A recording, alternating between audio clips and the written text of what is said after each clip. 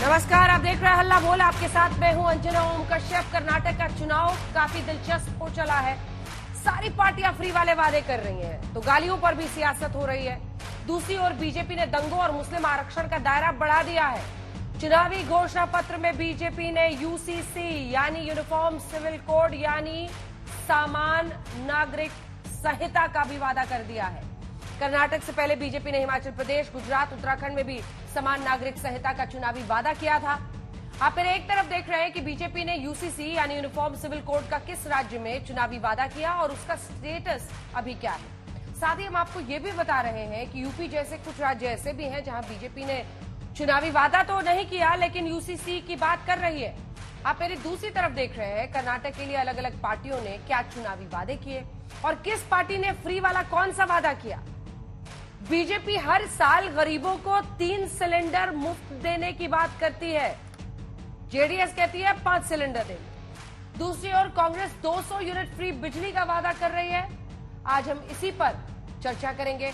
BJP कह रही है कि हम 5 किलो मुफ्त राशन देंगे बिलो पॉवर्टी लाइन यानी गरीबी रेखा से नीचे वालों को। पहले ये रिपोर्ट देखिए, फिर चर्चा की शुरुआत।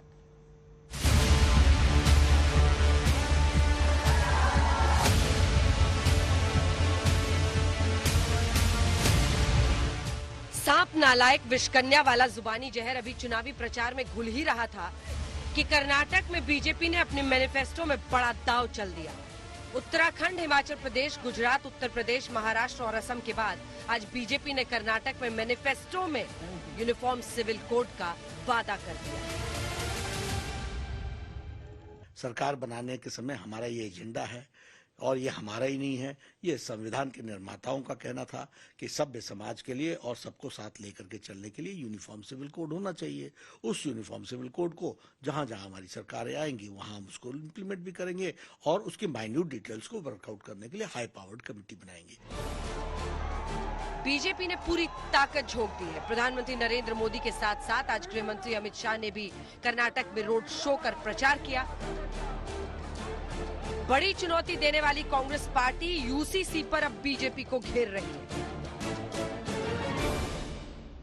हम कमेटी रचाएंगे और कहा ईच स्टेट में कैसे इसको इम्प्लीमेंट करना वो देखेंगे। कमेटी तो रचाने दो, कमेटी तो हो रहा है और कमेटी उसका रिकमेंडेशन भी करेंगे, क्या कैसे करना है और क्या करना है रिकमेंडेशन देंगे, कैसे करना है ये भी रिकमेंडेशन देंगे।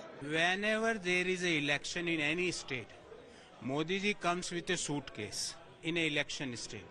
He opens the suitcase, he takes the page, and there was a page of uniform civil code. Once the election is over, he folds the page and puts back in the suitcase, lock it for the next election. ये चुनाव का मुद्दा नहीं है, ये हमारा दिल का मुद्दा है। हमारा तो सोच है, हमारा सोच जैसे हम चलेंगे जरूर आने वाले 5 साल में इसको जरूर करेंगे एंड पूरा देश में इसको फैलाएंगे। कौन क्या पहनेगा, कौन क्या खाएगा, ये तो उसका अधिकार है और ये अधिकार बाबा साहब अम्बेडकर ने हमें दिया है संविधान बनाकर, उसको कोई नहीं छीन सकता। भारतीय जनता पार्टी जिन 3 कोर बिंदुओं पर अपनी राजनीति की नींव बताती है उसमें अनुच्छेद 370 का समापन, राम मंदिर का निर्माण के बाद यूनिफॉर्म सिविल कोड देश में लागू करना ही बड़ा उद्देश्य बताती है। लेकिन अब साफ है कि देश भर में एक साथ यूसीसी लाने के बजाय वो एक-एक कर राज्यों में यूसीसी की एंट्री करा रही है।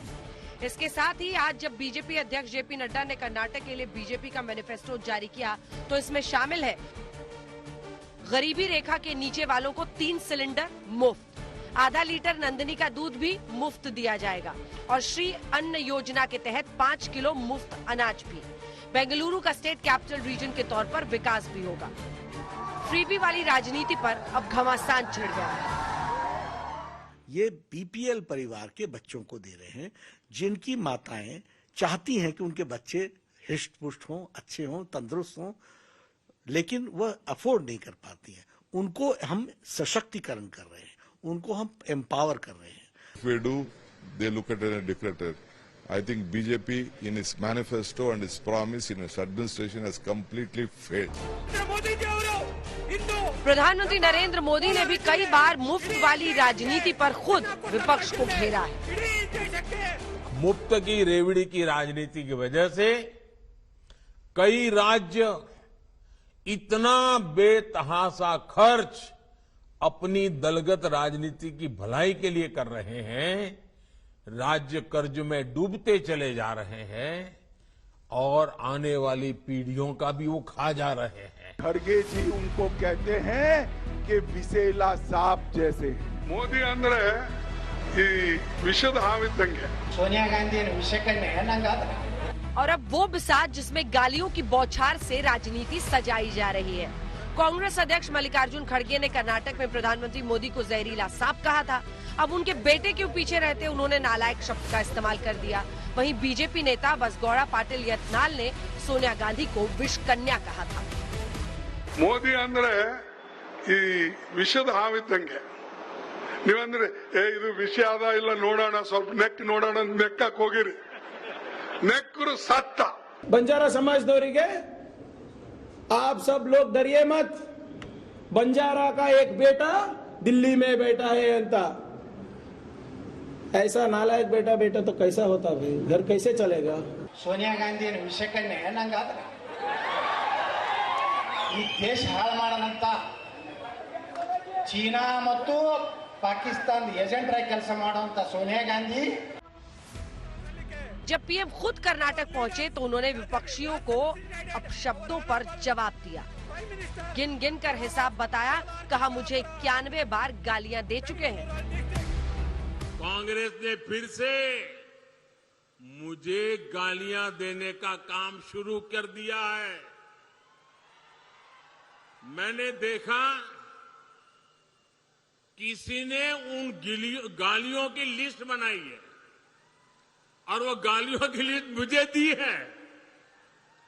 अब तक मुझे ये कांग्रेस के लोगों ने 91 टाइम अलग अलग गालियां दी है। इसी अपशब्दों वाली पॉलिटिक्स पर अब प्रियंका गांधी ने प्रधानमंत्री को नसीहत दी कि वो उनके भाई राहुल गांधी से सीखे। हालांकि अब अपने बेटे के बयान से कांग्रेस अध्यक्ष ही इनकार कर रहे हैं और पहले भी उन्होंने अपने बयान को भी गलत समझने की बात कर दी थी। ವೈಯಕ್ತಿಕವಾಗಿ ನಾ ಯಾರಿಗೂ ಹೇಳೋದು ಇಲ್ಲ, ಈಗೂ ಹೇಳಿನಿ, ವೈಯಕ್ತಿಕವಾಗಿ ಯಾರ ಬಗ್ಗೆ ನನಗೆ ಅಸೂಯೆ ಇಲ್ಲ. ಆದ್ರೆ ನಿಮ್ಮ ಐಡಿಯಾಲಜಿ ಏನಿದೆ ಅದು ಒಂದು ವಿಷಯದಂಗಿದೆ. ಆ ಐಡಿಯಾಲಜಿ ನೀವು ಸಪೋರ್ಟ್ ಮಾಡಿದ್ರೆ अरे वो झूठ है, उन्होंने कंडेम किया। बार बार उसके मुंह में आप एक शब्द डाल के you want to defame Congress. Karnataka में अब वोटिंग में 9 दिन बचे हैं और दिग्गजों का घमासान चरम पर है। मैंने पहला ऐसा प्रधानमंत्री देखा है बहनों और भाइयों, पहला देखा है जो आपके सामने आकर रोता है कि मुझे गाली लग रही है, मुझे गाली दे रहे हैं। आपके दुख सुनने के बजाय अपना दुखड़ा आपको सुनाते हैं। भाइयों बहनों, प्रधानमंत्री का अपमान राष्ट्र का अपमान होता है। खड़गे जी कांग्रेस के अध्यक्ष होने के बावजूद प्रधानमंत्री जी के प्रति अपमानजनक टिप्पणी करते हैं। ये भारत का अपमान करते हैं, भारत की 140 करोड़ जनता का अपमान करते हैं और इसलिए भारत का अपमान करने वाले किसी व्यक्ति को हमें स्वीकार नहीं करना चाहिए। आज तक ब्यूरो। तो आइए चर्चा की शुरुआत करते हैं। गौरव भाटिया जी राष्ट्रीय प्रवक्ता बीजेपी के हमारे साथ जुड़ गए हैं, रोहन गुप्ता जी प्रवक्ता कांग्रेस पार्टी के जुड़ गए हैं, तनवीर अहमद साहब हमारे साथ प्रवक्ता जेडीएस के कुछ देर में जुड़ेंगे और संदीप शास्त्री राजनीतिक विशेषज्ञ के तौर पर जुड़ेंगे। गौरव भाटिया जी, यूनिफॉर्म सिविल कोड अब की बार समान नागरिक संहिता का सहारा है क्या बीजेपी को?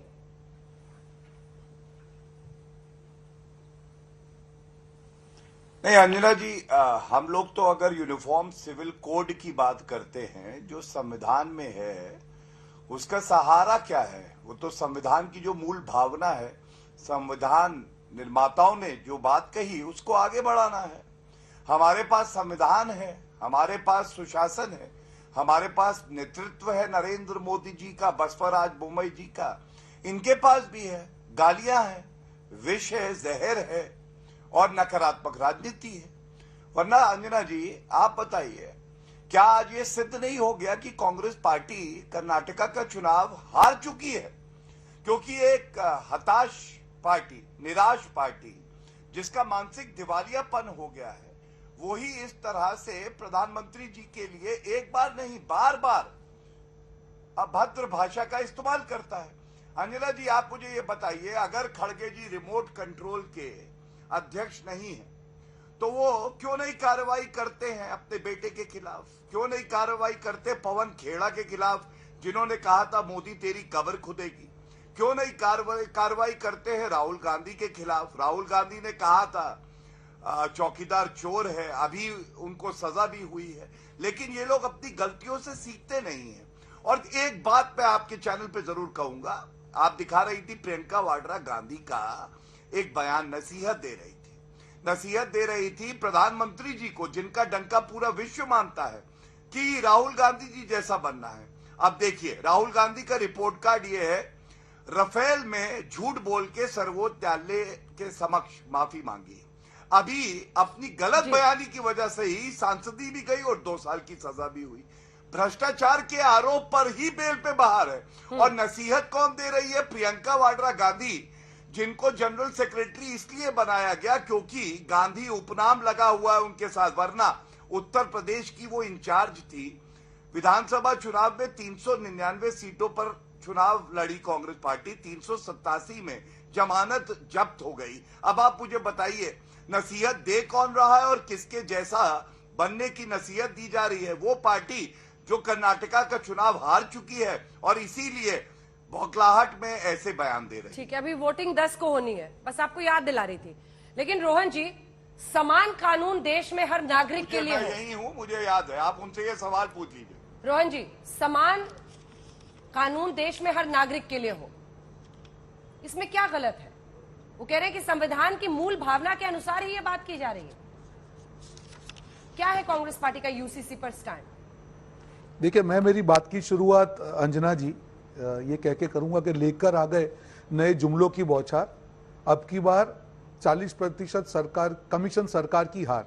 देखिए, अभी गौरव भाटिया जी बोल रहे थे, आप उनकी कोई भी स्पीच निकाल के देख लीजिए, कोई भी राज्यों का चुनाव हो, इनकी स्पीच भी ऊपर से ही कॉमन आती है, क्योंकि स्पीच भी दिल्ली से लिख के आती है। देखिए, चुनाव अंजना जी कर्नाटक की जनता के भले के लिए है, कर्नाटक की जनता के भविष्य का चुनाव है। कहीं कर्नाटक की तो बात ही नहीं कर रहे। आपने कहा प्रधानमंत्री जी को ये कहा, प्रियंका जी ने कहा कि अगर आप हमारे नेता के खिलाफ जो बोली गई बात करेंगे तो आपको किताब पे किताब लिखनी पड़ेगी। पर मुद्दा यहाँ पे ये नहीं है, आपको गोलियां भी खानी पड़ेगी और गालियां भी खानी पड़ेगी अगर जनता का कुछ काम करना चाहते हो। खैर, जनता का काम तो इनके कहीं पे लिखा हुआ ही नहीं है। अंजना जी, मैं 2-3 तथ्यों की बात करूंगा क्योंकि हवा में बात करने की मेरी आदत नहीं है। ये लास्ट 5 साल पहले का बीजेपी का, मैं उसी पे आ रहा हूं। ये 5 साल पहले का बीजेपी का मैनिफेस्टो है। 600 वादे उन्होंने किए थे और मैं चैलेंज के साथ कहता हूं कि इवन 10% वादे ये लोग पूरा नहीं कर पाए हैं। इनके बोम्मई जी जो उनके सीएम है, उन्होंने जनवरी में कहा था अंजना जी कि हम हमारा रिपोर्ट कार्ड देंगे कि हमने कितने वादे पूरे किए। जिन्होंने 90% वादे पूरे नहीं किए हैं, जिन्होंने 40% कमीशन लूट कर जनता के साथ जो द्रोह किया है, क्या आपको लगता है कि जनता उनको आशीर्वाद देगी? आप जो भी कर रहे हैं, आप कॉमन सिविल कोड की बात करते हैं, आप संविधान की बात करते हैं, ये राज्य के चुनाव है अंजना जी, ये केंद्र का सब्जेक्ट है। आप करिए, आपकी, मैं ना नहीं बोल रहा हूं, आपकी इच्छा है, आपकी विचारधारा, आप करिए, पर जनता के साथ किए गए जो वादे थे पहले उसका रिपोर्ट कार्ड तो दीजिए। और मैं चैलेंज के साथ कहता हूं अंजना जी, हमने 165 वादे किए थे हमारे मैनिफेस्टो में, उसके पहले, और उसमें से 158 वादे हमने डॉक्यूमेंट के साथ, प्रूफ के साथ किया है कि हमने पूरे किए। क्या इनकी हिम्मत है? ये जुमले लेके आ जाते हैं, नए नए जुमले हर बार लेके आ जाते हैं। वो राज्यों में इंट्रोड्यूस कर रहे हैं, उत्तराखंड, हिमाचल प्रदेश, इससे पहले भी उन्होंने किया है। एक बार यूसीसी पे कांग्रेस पार्टी का स्टैंड तो बता दीजिए। उनका आरोप है कि तुष्टीकरण की वजह से आप लोग यूनिफॉर्म सिविल कोड को अपोज करते हैं। हमने, मुझे एक चीज बताइए, को अपोज करते हैं तुष्टीकरण की वजह से। मुझे एक चीज बताइए, आज बिल्कुल नहीं, देखिए यूनिफॉर्म सिविल कोड एक सेंट्रल सब्जेक्ट है, उसके ऊपर अगर उनको करना है, उनको लगता है तो करे। राज्य के जितने आपके चुनाव हुए हैं, कहां पे उन्होंने लागू किया? क्या गुजरात में लागू कर दिया? क्या उत्तराखंड में उन्होंने लागू कर दिया?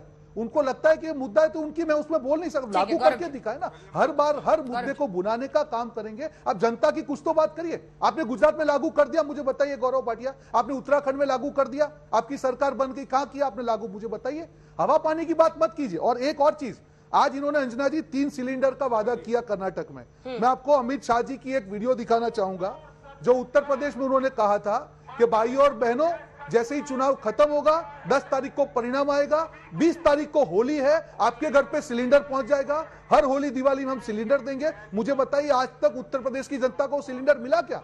जिनकी विश्वसनीयता ही नहीं हो, जिनकी बातों में प्रजा को लगे कि ये जुमला हो, उन पे भरोसा कौन करेगा? जो सरकार ने अपने 90% वादे पूरे नहीं किए हो, जो सरकार ने 40% कमीशन खाया हो, वो नए जुमले लेके आते हैं। शर्म आनी चाहिए उनको, जनता से माफी मांगनी चाहिए कि पहले जो वादे किए कम से कम उसका 10% तो पूरा करके कराओ। आप 40% कमीशन सरकार है, उसमें तो आपने 90% कमीशन खा लिया, सिर्फ 10% वादे पूरे किए आपने। उनसे जवाब तो सुनिए। गौरव भाटिया जी, आपने उत्तराखंड, हिमाचल प्रदेश और गुजरात तीनों में अपने मैनिफेस्टो में कहा यूसीसी लाएंगे। क्या सरकार बनने के बाद आप लाए? उत्तराखंड हो, गुजरात हो। दूसरा प्रश्न वो कर रहे हैं फ्रीबीज पर। आपने भी कहा आप 3 सिलेंडर मुफ्त देंगे और 5 किलो राशन बीपीएल वाले। ठीक, चलिए मैं उत्तर दे दूं उनकी बात का भी, आपके प्रश्नों का भी। देखिए, सबसे पहले कांग्रेस के प्रवक्ता डिबेट में तो आते हैं, लेकिन संविधान पढ़ने से या पढ़ने लिखने से इनका कोई लेना देना नहीं है। केवल मोदी जी को गाली दो और इनका जो परिवार है उसका आशीर्वाद लो और अपना प्रमोशन कराओ। इनको ये भी नहीं पता है यूनिफॉर्म सिविल कोड पे मैंने सवाल पूछा, स्टैंड क्या है? इन्होंने कहा कि सेंट्रल लिस्ट में आता है। नहीं भाई साहब, पढ़िए लिखिए, गुजरात में कर दिया आपने लिस्ट में आता है। नहीं, इसीलिए प्रदेश सरकारें इस पे उत्तराखंड गुजरात में इंप्लीमेंट किया आपने। शांत कराइए, पूरा करने दीजिए, पूरा करने दीजिए। रोहन जी, आपके बीच में नहीं बोला। हाँ, धन्यवाद। तो इनको ये भी नहीं पता है कि वो कॉन्करेंट लिस्ट में आता है। केंद्र भी और प्रदेश की जो सरकारें हैं वो भी इस पे कार्रवाई कर सकती हैं, लेकिन इनको तुष्टीकरण की राजनीति करनी है। ये तो चाहते ही नहीं कि समानता है, ये तो चाहते हैं भेदभाव बना रहे, और इसीलिए इनको दर्द होता है, वरना इस प्रश्न का ये उत्तर जरूर देते। दूसरा, आपने सुना, कह रहे थे कि अगर आप राजनीति में आएंगे तो आपको गाली भी खानी होगी और गोली भी खानी होगी, लेकिन रिश्वत तो नहीं खानी होगी ना, क्योंकि कम से कम भ्रष्टाचार की बात आप तो ना करा करिए। क्या ये सत्य नहीं है कि एक परिवार के 3 सदस्य है, भ्रष्टाचार के आरोप में बेल पे बाहर है, वो गांधी परिवार है, राहुल गांधी, सोनिया गांधी, रॉबर्ट वाड्रा। दूसरा, डीके शिव कुमार पे भी भ्रष्टाचार का आरोप है, न्यायालय गए थे, खत्म कर दीजिए, निरस्त कर दीजिए, हुआ नहीं। और मैं तो डंके की चोट पे कहता हूं कि बोम्मई जी की सरकार जो है वो पूरी तरह से सुशासन देती है, पारदर्शिता है। आपको अगर लगता है कहीं भ्रष्टाचार हुआ है, आपके पास हक है, न्यायालय जाइए, आदेश लाइए और कार्रवाई करवा लीजिए। हम तो कह रहे हैं कि जहां पे अगर गलत दिखेगा वहां पे कार्रवाई होगी। तीसरा, अंजना जी वादों की बात कर रहे थे, मैं पहले अपने बता देता हूं क्या अच्छे काम हुए डबल इंजन की सरकार। वैक्सीन 12.5 करोड़ डोजेस जो है वैक्सीन की कर्नाटका में कनेडिगा भाई बहनों को लगी है। 4 करोड़ ऐसे घर है जहां पे राशन 2 साल दिया गया मुफ्त। आईटी 70 साल तक, इनसे पूछिएगा क्या आईटी दिया था आपने कर्नाटका को? 55 साल तो आप सत्ता में रहे। अगर धारवाड़ में आईटी आया तो नरेंद्र मोदी जी की सरकार में आया। 48 लाख टॉयलेट कर्नाटका में बने हैं स्वच्छ भारत में योजना में। 1 करोड़ 1 लाख घर ऐसे हैं जहां पे नल में जल आ रहा है, स्वच्छ पानी मिल रहा है। 7 लाख घर मिले हैं और गैस सिलेंडर 32 लाख मिले हैं। मैं ये कुछ काम है, ऐसे कई काम है। और ये मत भूलिएगा अंजना जी कि ये जो सरकार थी हमारी, इसको 5 साल का पूरा कार्यकाल नहीं मिला, लेकिन अब उन वादों का क्या?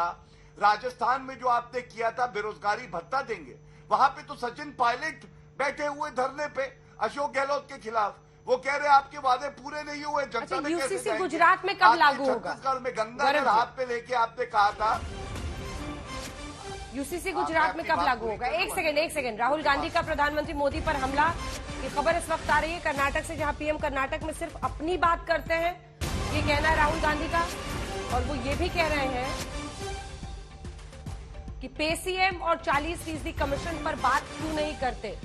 राहुल गांधी प्रधानमंत्री पर हमला बोल रहे हैं, कर्नाटक में सिर्फ अपनी बात करते हैं। जल्दी से आपको सुना देते हैं क्या कहा है उन्होंने, फिर गौरव जी आप अपनी बात कहिएगा। चलिए आप पहले अपनी बात पूरी कर लीजिए, फिर सुनाते अपने दर्शकों को।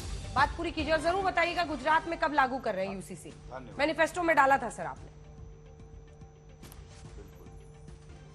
बिल्कुल।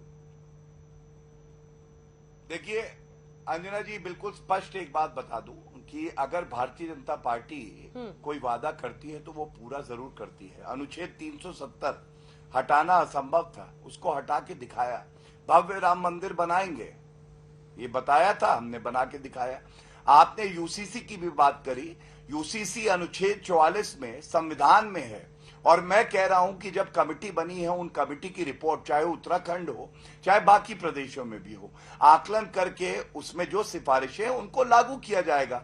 अगर कर्नाटका में ये बात कही तो एक अच्छी पहल है जिसका जनता यहां स्वागत कर रही है, लेकिन कांग्रेस की जो तुष्टीकरण की रोटी है ना, वो कैसे गर्म होगी, इसलिए इस पे ये बात भी नहीं करना चाहेंगे। अब मैं एक बात और पूछता हूं, आप मुझे ये बताइए, ये चुनाव हारे हैं ये जान गए हैं इसीलिए बौखलाए हैं, वरना खड़गे जी जो इनके अध्यक्ष हैं, गुजरात चुनाव में अंजना जी उन्होंने क्या कहा था कि 100 सर वाला रावण है मोदी, और क्या हुआ, 156 सीटें आई भारतीय जनता पार्टी की। झूठों का सरदार खड़गे जी ने कहा था, अब उनका बेटा भी वही भाषा बोल रहा है। पहले कह रहे थे सांप है जहरीला। मैं केवल ये पूछना चाहता हूं, मुद्दों पे बात क्यों नहीं करते? आप ही तो सत्ता में रहे कर्नाटका में, अपना रिपोर्ट कार्ड आज तक पे दे दीजिए, एक तुलनात्मक बात करिए कि इन्होंने ये कम किया, हमने ज्यादा किया। वो नहीं करेंगे, मोदी जी को गाली देंगे और जनता इनको ऐसा करारा थप्पड़ मारेगी, आप देखिएगा चेहरे की सूजन 2024 तक नहीं जाएगी। रोहन जी, इसके बाद मैं तनवीर जी फौरन आ रही हूं आपके पास। तनवीर जी, इसके बाद आ रही हूं। एक रिएक्शन बस रोहन जी से लेके मैं आ रही हूं आपके पास। रोहन जी, एक बात समझ नहीं आती कांग्रेस पार्टी के नेताओं की, पहले तो बोलते हैं जैसा मल्लिकार्जुन खड़गे साहब ने बोला पीएम के लिए जहरीला साहब, उन्होंने प्रधानमंत्री कहा, उसके बाद जहरीला साहब कहा, उनके बेटे साहब बोले नालायक बोले, और उसके बाद जब मीडिया वाले आते हैं तो उनके सामने कहते हैं आप लोग कांग्रेस को बदनाम कर रहे हैं। बीजेपी के नेताओं के खिलाफ बोलने में वो डर रहे हैं क्या? मीडिया पर हमला कर दो, अरे बाइट है साहब, देखिए, अरे बाइट है ना, जहरीला साहब उन्होंने बोला ना, बोला कि नहीं बोला रोहन जी? मैं बोल रहा हूं, उन्होंने नालायक बोला कि नहीं बोला? आप बताओ पहले, आप बताइए पहले रोहन जी, बोला कि नहीं बोला? देखिए, मैं आपको यही कह रहा हूं, जो देखिए मेरी बात सुनिए अंजना जी, आज उनके जो नेता ने कहा सोनिया जी के बारे में विश करने, वो भी आपने सुना कि नहीं सुना? गौरव भाटिया को भी सवाल पूछे, और नैतिकता के पैमाने सिर्फ कांग्रेस के लिए नहीं है। सुन लीजिए अंजना जी, नैतिकता के पैमाने सिर्फ कांग्रेस के लिए नहीं है। अश्विनी चौबे ने जब राहुल गांधी जी को गंदी नाली का कीड़ा कहा तब कहां थे? जब इनको जर्सी काऊ कहा गया, तो प्रधानमंत्री के शब्द है, मेरे शब्द नहीं है। जब वो यहाँ पे मुख्यमंत्री थे तब उन्होंने जर्सी काऊ कहा, हाइब्रिड बछड़ा कहा, रेनकोट में पहन के नहाने की बात की, कौन से एलिगेशन नहीं किए? आज जब आप 4 उंगली किसी सामने उठाते तो आपके सामने भी तो अब देखिए नैतिकता के पैमाने से दूसरों के लिए नहीं। राहुल गांधी ने जो कहा है वो आ गया, एक बार सुना देते हैं अपने दर्शकों को। आप ही के नेता को सुना रही हूँ, राहुल जी को सुना रही हूँ। रोहन जी सुनिए। तो आपको ये समझाना चाहिए कि जब कर्नाटक की जनता से 3 साल के लिए 40% चोरी किया जा रहा था, तो हिंदुस्तान के प्रधानमंत्री ने क्या एक्शन लिया, क्या डिसीजन लिया? आप कर्नाटक के चुनाव में आते हो, कर्नाटक की बात नहीं करते हो, अपनी बात करते हो। आपको यह बताना चाहिए कि आपने पिछले 3 सालों में कर्नाटक में क्या करवाया। राहुल गांधी हमला कर रहे हैं प्रधानमंत्री पर, वो कह रहे हैं कि अपनी बातें, लेकिन एक बार रोहन जी आप अपनी बात पूरी कर लीजिए। देखिए, उस पर भी प्रश्न हो रहे हैं विषकन्या बोलने पर, और इसीलिए मैंने भी रिपोर्ट में डाला, आपसे भी प्रश्न हो रहे हैं। सवाल तो ये है ना कि मीडिया पे क्यों थोप रहे हैं? अरे जो कहा है उसको ओनअप तो कीजिए। आप कांग्रेस पार्टी के अध्यक्ष हैं, कह रहे हैं आप लोग कांग्रेस पार्टी को बदनाम कर रहे हैं, मतलब उन्हें भी पता है कि ऐसे शब्द बोलने का मतलब होता है बदनामी। अंजना जी, मीडिया को बिल्कुल नहीं, अंजना जी, मीडिया को इसलिए कहा जाता है कि जब कांग्रेस के नेता के खिलाफ कुछ कहा जाता है उसको इतनी हाईलाइट नहीं होती। जब अश्विनी चौबे ने राहुल गांधी जी को गंदी नाली का कीड़ा कहा, कितनी डिबेट की आपने, तब क्यों पैमाने आपके बदल जाते हैं? जब सोनिया जी को अपशब्द कर देंगे, कौन सा भाजपा का नेता सामने आया? आज मल्लिकार्जुन खड़गे जी ने उसका कहा कि मेरा मतलब ये था। मुझे बताइए भाजपा के कौन से नेता सामने आए, उसको बर्खास्त किया? वो छोटा नेता नहीं था। अश्विनी चौबे केंद्रीय मंत्री है, कौन से भाजपा नेता ने उसका खंडन किया? उन्होंने कहा कि मेरे बेटे ने ये शब्द बोला ही नहीं है सर। आप अपने नेताओं को तो रोहन जी, उन्होंने मना किया। रोहन जी, उन्होंने कहा कि ऐसा बोला ही नहीं है। आप लोग कांग्रेस पार्टी को बदनाम कर रहे हो। प्लीज अंडरस्टैंड मैं क्या सवाल पूछ रही हूँ। अंजना जी, जिस बिल्कुल नहीं अंजना जी, जिस तरीके से चीजों को कहा गया, मैंने प्रियांक खड़गे का बयान मैंने भी सुना। आज कोई भी चीज को आप उसको जनरलाइज करके उसको स्पेसिफिक करना, वो सारी चीजें कर सकते हैं। और खड़गे जी ने भी जब कहा, उन्होंने यही कहा कि मेरा मतलब क्या है कि भाजपा जहरीला विष फैलाती है, वो तो हकीकत है, उसमें तो कुछ गलत नहीं है। और आप कर्नाटक में जाके अपने नाम पे नहीं रो सकते हैं। कर्नाटक में इस बार आपने जो सरकार थोपी है उसका जवाब आपको देना पड़ेगा। रोटी घुमाइए, जवाब देना पड़ेगा कि 40%। पहले तो समान नागरिक संहिता यानी यूनिफॉर्म सिविल कोड, यानी देश में हर नागरिक के लिए चाहे वो किसी भी धर्म का हो एक ही कानून चले, इस पर क्या राय है जेडीएस की? अंजना जी, पहली बात, आपने 22 मिनट हमें बिठाए रखा। कन्नडिगा हूँ, कन्नडिगा की बात सुनिएगा। और हम बड़ी मुश्किल से हिंदी सीखते हैं। हिंदी सीख के आप नंबर 1 एंकर हैं, आपके प्रोग्राम में आते हैं। कन्नडिगा की आप माफी के साथ बोलिए। आप इतनी देर गाड़ी में वेट किए, I am very thankful to you, please बोलिए। नहीं, एक्चुअली मैं कैंपेन के बीच में हूँ। कैंपेन के बीच में आपका बहुत आदर करता हूँ। आप नंबर 1 एंकर है कर्नाटका की, फाइन। मैं 2 बातें बताना चाहता हूँ। पहली बात, यूनिफॉर्म सिविल कोड के बारे में मैं बाद में आता हूँ। 2 बातें, कांग्रेस और बीजेपी दोनों यहाँ पर बहका रहे हैं लोगों को। मोदी जी कर्नाटका में आए, वेरी नाइस, और कावेरी के बारे में बात करें, महंगाई के बारे में बात करें, अनएम्प्लॉयमेंट के बारे में बात करें, उनके प्रोग्राम्स के बारे में बात करें। मल्लिकार्जुन खड़गे जो एआईसीसी के प्रेसिडेंट बन चुके हैं, उनको ऐसे शब्द इस्तेमाल करके मोदी जी को एक जीती हुई बाजी को, हम जो जीत रहे थे, कन्नडिगास जीत रहे थे, उसको उन्होंने दे दिया। नरेंद्र मोदी जी उनको अच्छा मतलब अच्छी तरीके कांग्रेस प्लस जेडीएस नहीं पीएम भी कह रहे हैं, आप बीटी में उनके, आपने पहले से कह रही है हम 15-20 सीटें जीत रहे हैं। हम कर्नाटका की ये टीम है। अंजना जी, आपने मेरे बड़े अच्छे मित्र गौरव को बहुत अच्छी से सुना। गौरव भाटिया जी बहुत अच्छा बोलते भी हैं, और दूसरे कांग्रेस के मित्र को भी सुना, तो हमारी भी बात सुन लीजिएगा प्लीज। यूनिफॉर्म सिविल कोड के बारे में बाद में आएंगे, पहले एनआरसी के बारे में बात करते हैं। एनआरसी, हम द्रविडियंस हैं, कन्नडिगास हैं, यहाँ पर क्या करेंगे आप? वी आर द्रविडियंस, हम इस देश के मूल निवासी हैं, और हमारा आप डीएनए टेस्ट करेंगे और हमारे बारे में आप बात करेंगे, एनआरसी बारे में बात करेंगे। और दूसरी बात, यूनिफॉर्म सिविल कोड अगरचे इनको लागू ही करना था, गुजरात में क्यों नहीं लागू किया? और दूसरी बात, मैं कांग्रेस के मित्र से बोलना चाहता हूँ, यहाँ पर आप और राहुल गांधी आकर रो रहे हैं कि मुसलमानों का 4% जो रिजर्वेशन निकल गया। अरे भैया, राजस्थान में आपकी गवर्नमेंट है, वहां पर आप लागू कीजिएगा ना। मुसलमानों से इतना ही प्यार है तो मुसलमानों को राजस्थान में आपकी पूरी गवर्नमेंट है, आप वहां पर दीजिएगा, बाद में आकर कर्नाटका के बारे में बात कीजिएगा। दोनों को यहाँ पर आप लोग क्या चाहते हैं? 4% आरक्षण पर, मुस्लिम आरक्षण पर आप जेडीएस की क्या राय है? अरे वो 4% आरक्षण तो देवेगौड़ा जी ने दिया था। हम चाहते हैं, मुसलमान की हालत सबसे निचली है, सबसे पिछली है। मुसलमान यहाँ पर हिंदुस्तान के अंदर बहुत गरीब है। सच्चर कमीशन की रिपोर्ट है, रंगनाथ मिश्रा कमीशन की रिपोर्ट है, दोनों कमीशन की रिपोर्ट पढ़िएगा।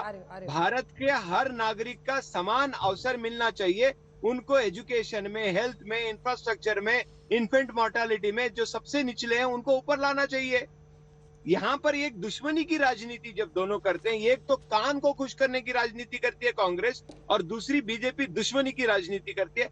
मुझे नहीं लगता कि इस तरीके की राजनीति, एक कम्युनिटी जिसने इस देश को बनाने में, इस देश की अच्छी उन्नति के लिए काम किया है, अरे आपका भी कुछ फर्ज बनता है। मोदी जी जब, नरेंद्र मोदी जी जो बोलते हैं लोगों के लिए करें। हम चाहते हैं, नरेंद्र मोदी जी से हाथ जोड़कर हम विनती करते हैं, मुसलमान की तरफ से भी और जेडीएस की तरफ से भी, कि सबका विश्वास कीजिएगा। यहाँ पर हमारे अमित शाह जी आते हैं और अमित शाह जी तोड़ने की बात करते हैं। अमित शाह जी बड़े गर्व से बोलते हैं कि हमने मुसलमानों का 4% रिजर्वेशन निकलवा दिया। अरे अमित शाह जी, 4% रिजर्वेशन गरीबों से, मजबूरों से, मजदूरों से निकाल के आप इसको एक चुनाव का मुद्दा बना रहे हैं।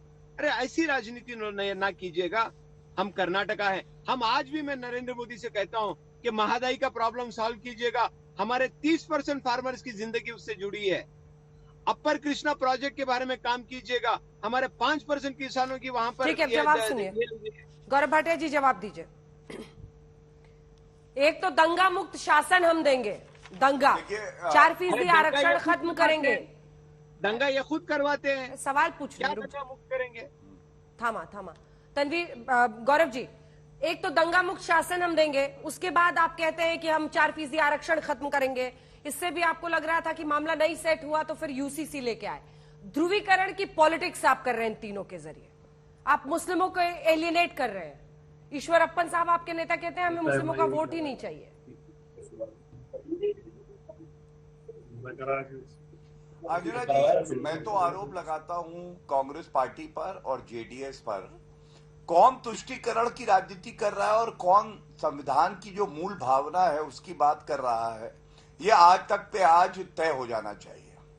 उससे पहले मैं एक बात और कहूंगा, नरेंद्र मोदी जी को गाली क्यों देना, राष्ट्रपति द्रौपदी मुर्मू जी को राष्ट्रपति बुलाना, आर्मी चीफ को सड़क का गुंडा बुलाना, चीफ जस्टिस ऑफ इंडिया को कहना कि मोदी जी सुप्रीम कोर्ट चला रहे हैं, ये क्या दिखाता है कि संविधान में इनकी आस्था नहीं है। और जब बात संविधान की हो रही है, यूसीसी यूनिफॉर्म सिविल कोड अनुच्छेद 44 इनको लागू करना था, 55 साल सत्ता में थे, नहीं कर पाए।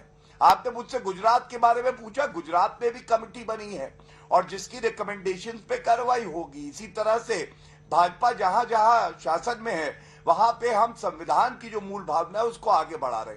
आपने रिजर्वेशन की बात करी, अरे मैं तो कहूंगा कांग्रेस पार्टी और जेडीएस को कि इतनी नफरत लिंगायतों से और वोकलिगा से क्यों है? क्योंकि ये कहते हैं कि जो आरक्षण हमने बढ़ाया है उनका, ये उसको 4% मुसलमानों को देंगे। और संविधान ये कहता है अनुच्छेद 14, 15 और 16 धर्म के आधार पे अंजना जी आप आरक्षण नहीं दे सकते हैं। तो आप मुझे ये बताइए, अगर संविधान के तहत चलना और ये सांप्रदायिक हो गया है तो ये देश कहां जा रहा है?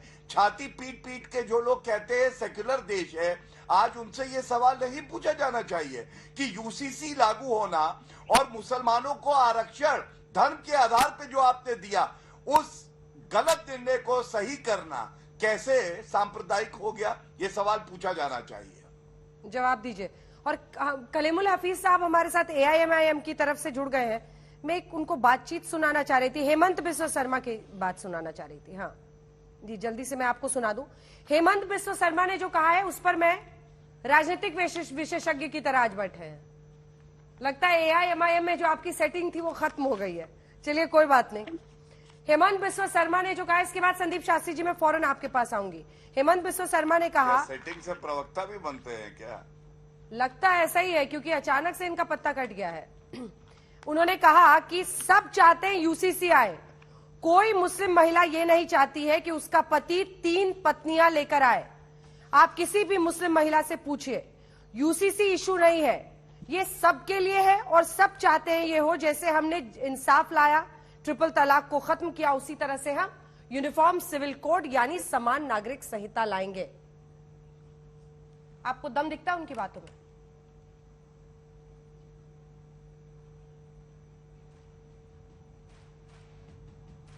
कलीमुल साहब आवाज नहीं आ रही क्या?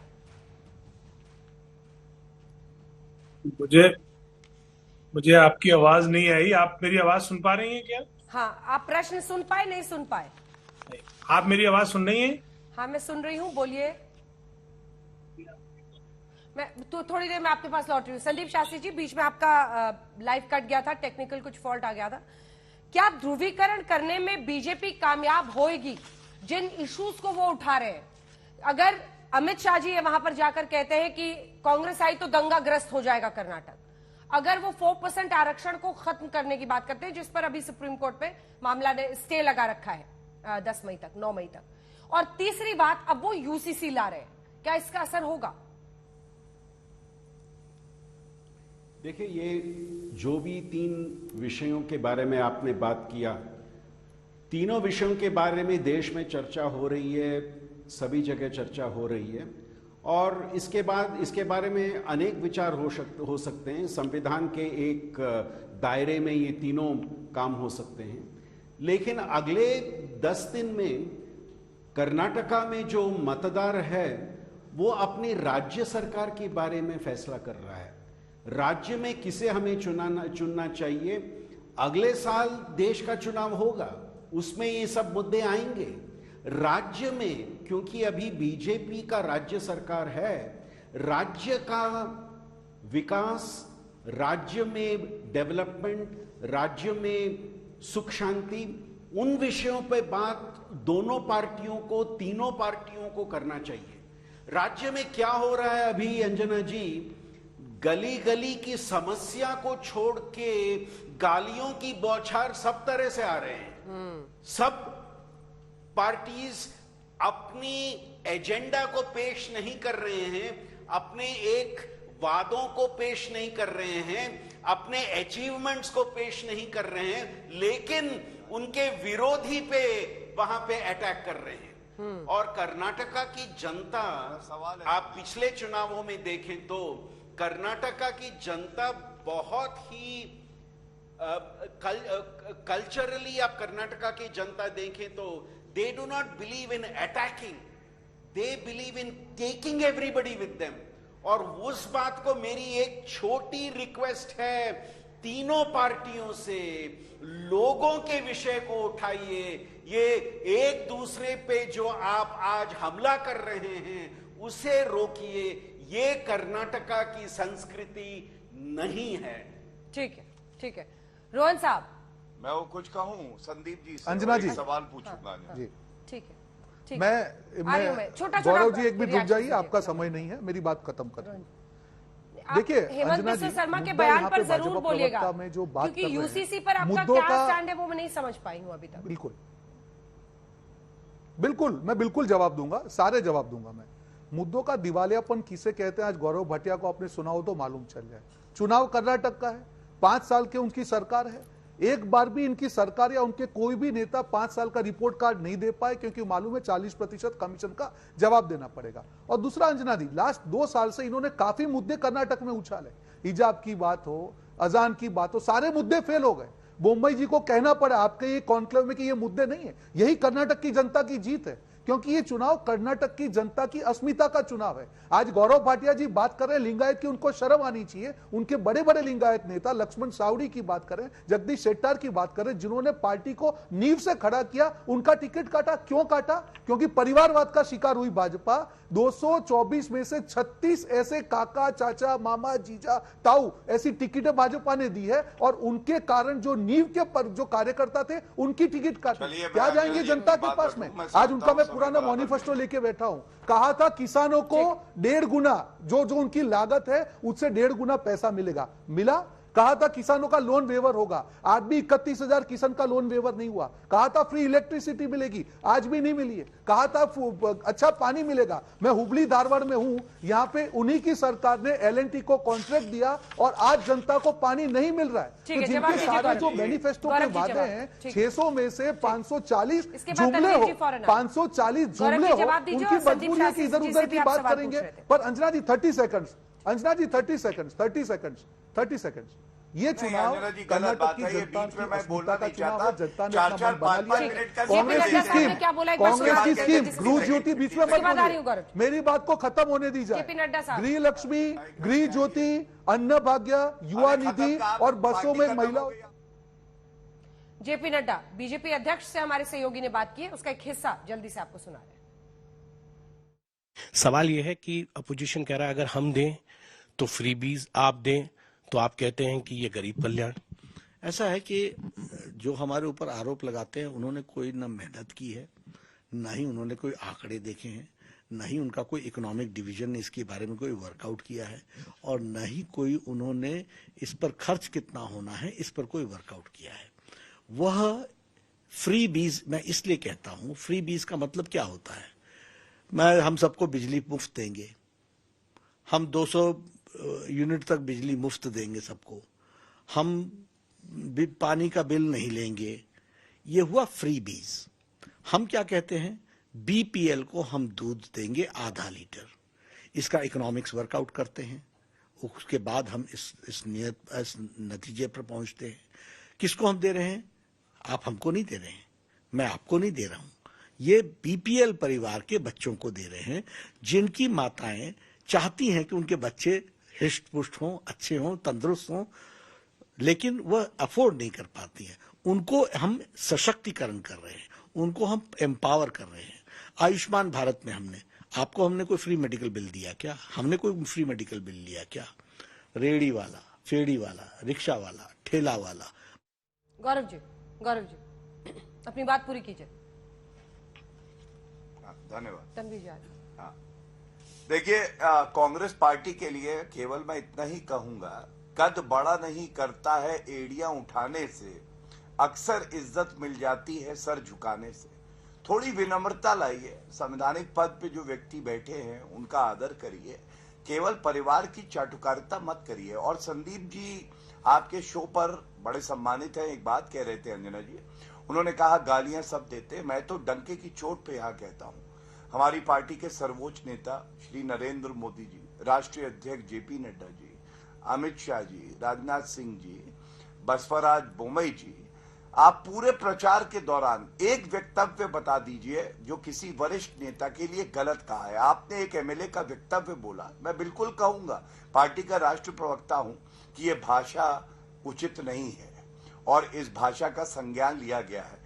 क्या खड़गे जी के लिए, रोहन गुप्ता, राहुल गांधी के लिए, सोनिया गांधी के लिए जब वो अपशब्द बोलती हैं नरेंद्र मोदी जी के लिए, ये बात आपके चैनल पे आज कह पाएंगे?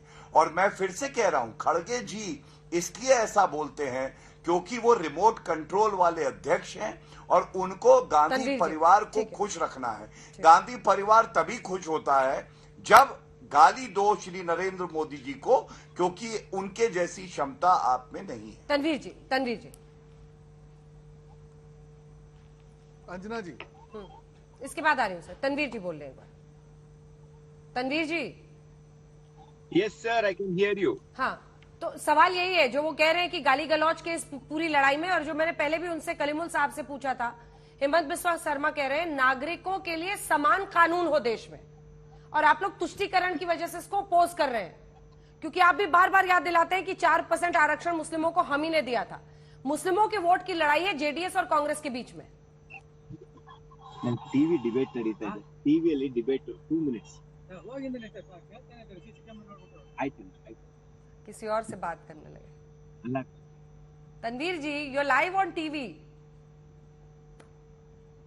कलीमुल साहब, आपका जवाब जल्दी से हेमंत बिस्वा शर्मा पर। वो कह रहे हैं कि महिलाएं नहीं चाहती ना कि 3-4 जो कई शादियों की प्रथा है और इजाजत है, वो कह रहे हैं कि एक समान कानून देश में हो। देखिए, भारतीय जनता पार्टी में तो बोलिए, आवाज नहीं आ रही है। आप सभी का बहुत धन्यवाद हमारे साथ जुड़ने के लिए। देश दुनिया की बाकी खबरों के लिए आप देखते रहिए आज।